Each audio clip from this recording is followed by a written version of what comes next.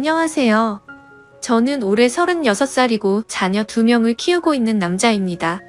처음 제 아내를 만나게 된 건 제가 29살 때입니다. 재수를 하는 바람에 늦게 대학교를 졸업을 했고 저는 생애 첫 회사를 다니고 있었습니다. 그때 당시 아내는 회사에서 비품과 영수증 관리를 도맡아 하던 계약직 사원이었죠. 그런데 어느 날부터인가 아내는 저에게 자꾸만 마실 거를 건네주는가 하며 퇴근하면 자신이 맛있는 걸 사주겠다고 말을 걸었었죠. 하지만 그때 당시 저는 만나고 있는 여자친구가 있어서 정중하게 거절을 했죠. 그렇게 시간은 빠르게 지나가던 어느 날이었습니다. 여자친구의 생일이 하루 앞으로 다가왔고 저는 몰래 이벤트를 준비하려고 여자친구의 원룸 자취방으로 찾아갔습니다. 그날은 여자친구가 친구들과 생일 파티를 하고 들어온다고 했기에 아무런 생각도 없이 비밀번호를 누르고 들어갔는데 여자친구는 어떤 남자와 단둘이서 바람을 피우고 있더군요. 저는 평소에 자존심이 너무 센 성격이었기에 그냥 별말 없이 준비했던 선물을 집 안으로 집어 던지고는 뒤돌아서서 나와버렸습니다. 뒤에서 여자친구의 목소리가 들렸지만 저는 돌아보지 않았습니다. 정말 서로 좋아했고 충격적인 그 상황에 힘들지 않았다면 거짓말이겠죠. 하지만 도저히 용서를 할 수 없었기에 모든 연락을 피하고 저 혼자서 그 상처를 묵묵히 견뎌내고 있었습니다. 그런데 제가 그렇게 힘든 걸 아는지 모르는지 계약직 사원이었던 아내는 제게 매일같이 호감을 표시하더라고요. 사실 저는 아내에게 관심이 없었습니다. 외모는 평범하면서도 귀여운 편에 속했지만 여자에 대해 진절머리가 났던 상태였습니다. 하지만 아무리 거절을 해도 계속해서 제게 달라붙길래 그냥 퇴근하고 술이나 한잔하자고 말하게 되었죠. 그날 얘기를 들어보니 아내는 가정 환경이 썩 좋지가 않았습니다. 돈을 벌어서 혼자 계시는 어머님과 어린 남동생의 뒷바라지를 하고 있다더군요. 물론 저보다 어린 나이에 기특하게 열심히 사는 모습이 좋아 보였지만 그저 그런 마음일 뿐 아내에게는 전혀 마음이 가지가 않았습니다. 그렇게 퇴근 후 술을 마시는 게 몇 번이 반복되다 보니 점점 외로워져서 정신을 놓은 건지 아내와 함께 시간을 보내게 되었습니다. 사실 그날 이후로 사귄다고 말만 하지 않았을 뿐 다른 연인들처럼 데이트도 하고 사귀는 것과 다름이 없었죠. 그렇게 몇 개월을 지내다 보니 새벽녘에 전 여자친구에게서 연락이 오더군요. 사실 시간도 많이 지나게 되어서인지 별로 대수롭지 않게 생각을 하게 되었고 결국에는 헤어졌던 여자친구와 다시 만남을 가지기로 했었습니다. 그로 인해 퇴근 후 데이트를 하던 아내에게는 이제 서로 신경 쓰지 말고 남남처럼 그냥 지내자라고 말을 해버렸습니다. 하지만 다시 만났던 여자친구와는 며칠도 채가지 못해서 다시 끝이 나고 말았죠. 처음에는 대수롭지 않게 생각했지만 만나면 만날수록 그때 있었던 일이 자꾸만 떠오르더군요. 더 오래 만나다가는 제게 잊혀짐이 생겨나 버릴 것 같고 상상만 해도 견딜 수가 없어서 또 다시 헤어짐을 선택하게 됐습니다. 그러던 중 저녁 늦게 지금의 아내에게서 갑자기 연락이 왔습니다. 한참을 아무 말 없이 망설이더니 임신을 했다고 말하더라고요. 사실 그때 그 이야기를 들었을 때는 많은 생각이 들었죠. 정말 임신을 한 게 맞는 건가? 나를 붙잡으려고 지어낸 이야기가 아닐까라고 생각도 했고 별의별 생각이 다 들었습니다. 저는 다시 한번 확실하냐고 물었더니 확실하다고 하더라고요. 솔직히 그때 당시 아내에게는 정말 몹쓸 짓을 많이 했습니다. 물론 어린 나이는 아니었지만 갑작스러운 상황에 어떻게 이걸 해결해야 할지 몰라 저는 무작정 아내를 무시하기 시작했습니다. 정말 지금 생각해봐도 제가 너무 무책임하기 짝이 없었습니다. 매일같이 울고 불며 이야기를 했지만 저는 끝끝내 아무 말도 하지 않고 모르쇠로 일관했었으니까요. 그리고 눈물만 뚝뚝 흘리는 어린 아내에게 따뜻한 말 한마디도 한 적이 없었습니다. 그렇게 시간은 지나갔고 아내는 마침 계약직 날짜가 종료되어서 회사에 더 이상 나오지 않게 되었습니다. 솔직히 그때는 저도 모르게 안도감이 먼저 들더군요. 이제는 가시방석에 앉아있을 필요도 없겠구나 하면서 말이죠. 정말 지금 생각해도 저는 천하의 나쁜 놈이었습니다. 아무튼 그날이 있고 나서는 멘탈이 제대로 잡혀지지가 않았죠. 그러다 어느 날 친형과 술을 먹게 되었습니다. 이런저런 이야기를 나누다 결국 지금까지 있었던 모든 이야기를 털어놓게 되었습니다. 당연히 친형은 제게 욕부터 하더라고요. 결국에는 부모님 귀에까지 들어가게 되었습니다. 집에서는 난리가 났었죠. 아버지께서는 남의 자식 망쳐놓고 뭐 좋은 일 있다고 매일같이 술이나 마시고 다니냐고 엄청 화가 나셨습니다. 어머니와 친형까지 저의 행동에 엄청나게 비난을 했었고, 부모님께서는 집에 한번 데리고 오라고 하셨고 저는 또 모르쇠로 일관했습니다.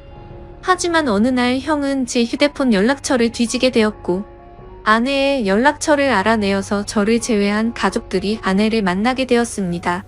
그러고는 며칠 뒤에 저는 모르게 아내를 집으로 부르셨습니다. 저는 당연히 아무 생각 없이 친구들과 술을 마시고 늦게 집으로 들어갔는데 제 아내가 집에 와 있어서 정말 얼마나 깜짝 놀랐는지 모릅니다. 일단 어쩔 수 없이 저는 아내와 나란히 부모님 앞에 앉게 되었고, 부모님께서는 앞으로 어떻게 할 거냐고 화를 내셨습니다.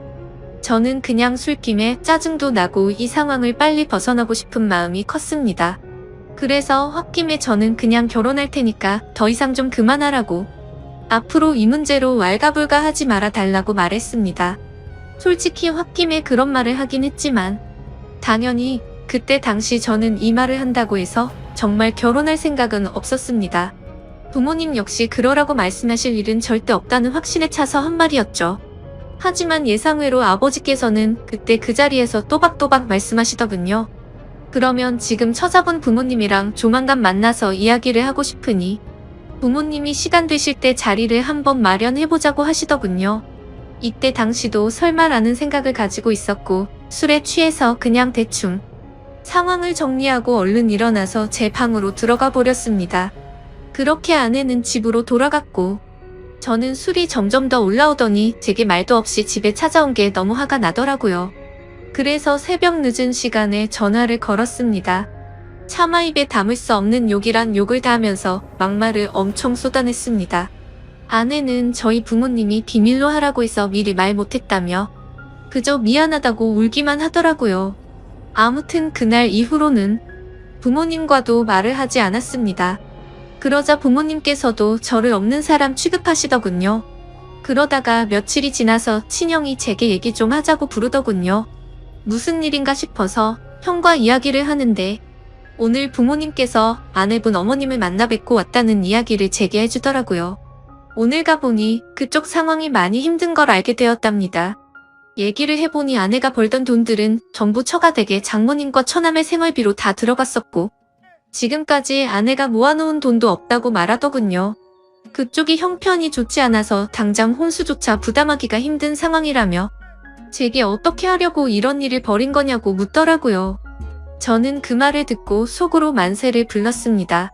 이제 부모님께서도 이 결혼을 포기하시겠구나라는 생각이 들었던 거죠. 그리고 그때 당시에 저도 취직을 한 지 얼마 되지 않았었기에 모아둔 돈이라고는 고작 1,000만 원 가량밖에 없었거든요. 하지만 보수적인 성격이었던 저희 부모님은 고집을 꺾지 않으셨습니다. 결혼식이야 가족끼리 조촐하게 치르면 되는 거고 집 문제야 본가에서 같이 살면 다 해결되는 문제니 뭐가 문제냐며 제 기대를 꺾어버리셨습니다. 결국 순식간에 결혼 날짜를 잡게 되었고 일정대로 척척 진행이 되더군요. 저는 그때부터 너무 당황했고 속이 타들어갔습니다. 그렇게 좋아하지도 않았던 여자랑 결혼을 해서 평생을 함께할 생각에 암담하더군요. 그리고 부모님의 고집만 내세우니까 점점 화가 나서 크게 대들기도 했습니다. 제 앞으로의 인생이 달린 문제인데 왜 이렇게 무책임하게 진행하냐고 화를 냈죠. 그러자 부모님은 네가 저지른 문제는 성인이 된 네가 책임지는 게 맞는 거고 네가 결혼한다고 하지 않았냐고 되묻자 저는 할 말이 없어졌습니다. 그냥 그때 당시에는 모두가 저를 망치게 만들려고 하는 것만 같아서 사소한 거 하나하나 다 마음에 들지 않았고 고슴도치처럼 모든 게 날이 서서 삐뚤게 느껴졌습니다. 아내에게도 못된 말을 계속했습니다. 이따위로 억지로 결혼한다고 달라질 것 같냐며 나를 만나봤자 돈도 없어서 아무것도 못 해줄 거고 시집살이가 그렇게 호락호락할 것 같냐고 말했습니다. 그리고는 정말 너한테 잘해줄 자신이 없으니까 고집 피우지 말라고 했죠. 하지만 제가 그런 말을 할 때마다 자신이 더 잘하겠다며 말하는데 너무 답답하고 그 상황이 싫었습니다. 심지어 친한 친구놈들 몇몇과도 술을 먹다가 이 이야기가 나오면 친구들은 온갖 욕을 제게 했죠. 그래서 점점 이 일로부터 자유로워지고 싶다는 생각이 들기 시작했고, 결국 제 책임을 통감하고 모든 사람의 뜻대로 그냥 결혼을 하기로 마음을 먹었습니다. 하지만 너무 삐뚤어져 있었던 저는 그렇게 마음을 먹고도 막말을 입에 달고 살았죠. 부모님께는 잘 살 자신이 없으니 행복한 결혼 생활을 할 거라는 기대는 하지도 말라고 했고, 아내에게도 늘 차갑게 몹쓸 말들을 많이 했습니다. 그리고 결국에는 결혼을 하게 되었습니다. 정말 좋아서 한 결혼도 아니었으니 신혼생활은 말할 것도 없었습니다. 신혼여행은 해외여행은 커녕 국내에 있는 흔한 여행지로 갔습니다. 심지어 그곳에 가서도 아내는 내팽겨쳐두고 혼자서 이곳저곳 돌아다녔고 거의 말도 하지 않았습니다. 그리고 나서 일상생활을 하면서도 퇴근하고 집에 들어오면 게임을 하거나 TV를 보면서 지낼 뿐 아내와는 일상적인 대화는 나누지도 않았습니다. 그리고 주말이나 노는 날에는 저는 항상 밖에서 친구들과 놀고 술을 먹다가 들어오고는 했죠. 평범한 부부들은 아내가 아기를 가졌을 때 극진히 대접받는다고 하지만 저희 부부는 그렇지 못했기에 제 아내는 그런 대접은 전혀 받지 못했습니다.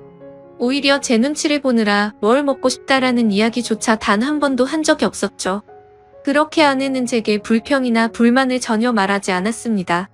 그냥 묵묵히 혼자서 어머니와 집안일을 했죠. 하지만 저도 사람인지라 마음이 안 좋을 때도 있었지만 자존심이 쓸데없이 너무 강한 나머지 그러게 내 말 듣지라는 생각으로 그냥 그러려니 하고 넘어갔습니다. 그러다 어느 날 새벽에 예정보다 진통이 일찍 와서 정신없이 산부인과로 향했습니다. 그런데 남들과 달리 하루가 꼬박 넘어가게도 출산이 되지 않아서 슬슬 걱정이 되었지만 결국에는 고생 끝에 어렵게 출산을 하게 되었습니다. 출산 후 지쳐 누워있는 아내를 보고 있는데 저도 모르게 갑자기 울컥해서 눈물이 나더군요. 힘없이 늘어져 있는 모습에 뭔가 모를 마음이 들었죠. 하지만 쓸데없는 자존심에 그 눈물조차 보이기 싫어서 그냥 문 밖으로 나가버렸습니다. 그날 장모님과 처남이 아내의 손을 꼭 잡고 있을 때도 저는 아내의 손을 잡기조차 겁이 나더라고요. 제가 무슨 자격이 있어서 그 손을 잡을 수 있을지 그냥 무심한 척 수고했다는 말 한마디를 남기고는 그렇게 나왔습니다. 그날 이후로는 제 아내에게 미안한 마음이 많이 생겨났습니다. 언제나처럼 무뚝뚝하게 아내를 대했지만 마음은 그렇지 않았죠. 예전과 달리 미안한 마음이 생겨났었고 그동안 미안했다는 말 한마디를 하고 싶었습니다. 그렇지만 왠지 모를 쓸데없는 생각에 아무런 말도 하지 못했던 거죠.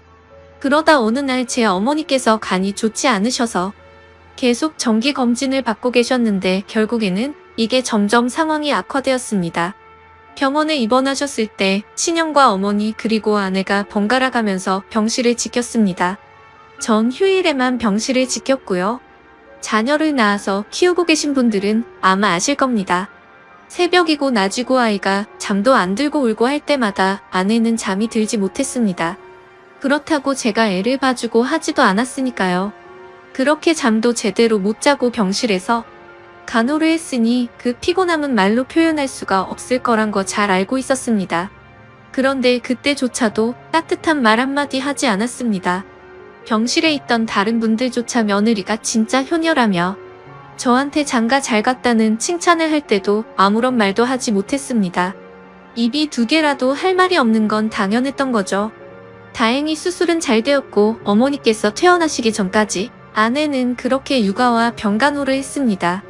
어머니가 몸이 괜찮아지시고 집에 오셨을 때 부모님께서 물려받은 땅을 팔았다며 1억 5천만 원을 주셨습니다. 근처 전세라도 얻어서 이제 분가라고 하시더라고요. 아내는 한사코 괜찮다고 말하는데 저는 그러자고 했습니다. 사실 이때 그러자고 말을 한 건 아내에게 미안한 마음이 너무 커서였습니다. 아무래도 시부모님이랑 같이 사는 것보다는 그래도 무뚝뚝한 남편일지라도 아들과 셋이서 사는 게 나을 거라고 생각했죠.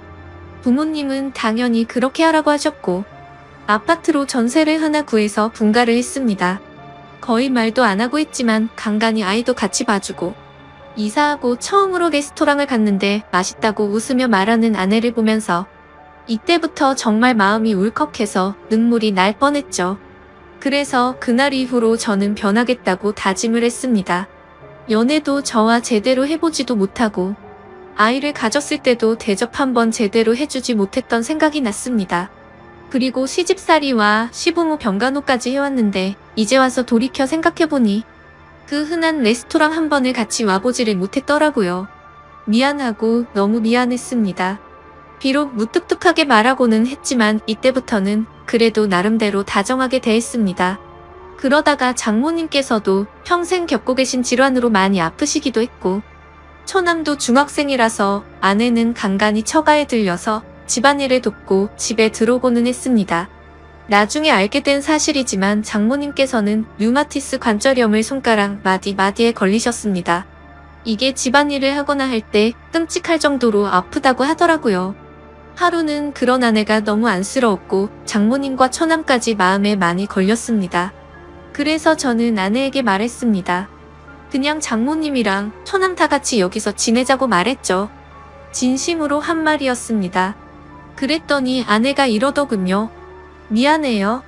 앞으로는 자주 안 갈게요. 미안해요. 저렇게 말을 하더라고요. 아내의 저 말뜻이 어떤 걸 의미하는지 다들 아실 거예요. 아내는 제가 처갓집에 자주 가는 걸 못마땅하게 생각해서 비꼬는 마음으로 저렇게 말을 한 걸로 오해를 한 거였습니다. 지금까지 하지 못했던 미안한 말과 참았던 눈물이 울컥해서 쏟아져 버렸습니다. 아내 손을 꼭 붙잡고 미안하다고 말하면서 애처럼 너무 서럽게 울어버렸습니다. 당황해하는 아내에게는 그동안 정말 미안했다면서 앞으로 살면서 그동안 잘못했던 거 천천히 다 갚을 테니 용서해달라고 정말 서럽게 울었습니다. 그리고 처음으로 아내와 오랫동안 마음에 있었던 많은 말들을 이야기했습니다. 그동안 잘해주지 못해서 미안했다는 말과 함께요. 아내 역시 눈물을 흘리며 그렇게 처음으로 서로 꼭 안고 같이 울었네요. 그 일이 있고 나서 아내가 장모님께 같이 살자고 이야기를 했을 때 장모님께서는 완강히 거절하셨습니다. 사실 이건 당연하다고 생각했죠. 사위라고 하나 있는데 자기 딸을 그렇게 서럽게 만들었는데 이 집으로 들어오면 얼마나 눈치를 줄까라고 당연히 생각하셨을 것 같습니다. 본가에 계시는 부모님께서는 흔쾌히 그렇게 하라고 허락을 하셨고 결국에는 제가 처가댁에 가서 장모님께 무릎 꿇고 사죄했습니다. 그동안 죄송했다고 앞으로는 정말 잘하겠다고 했죠. 그렇게 장모님을 겨우겨우 설득해서 같이 살게 되었습니다. 지금은 그 누구보다 아내만 사랑하고 전에는 상상도 못한 애교도 떨면서 그렇게 살고 있습니다.